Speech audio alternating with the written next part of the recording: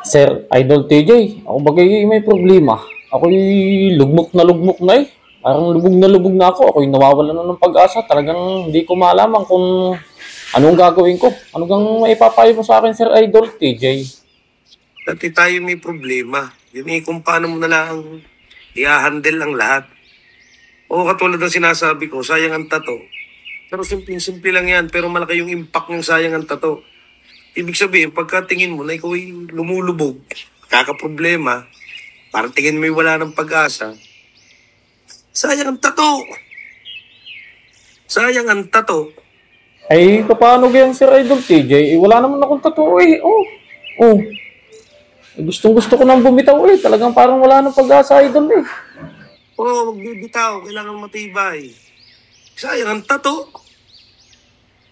Oo, pag basta bibigay, problema lang yan. Sayang ang tato, pare, sayang ang tato. Ay siya, salamat po Sir Idol TJ.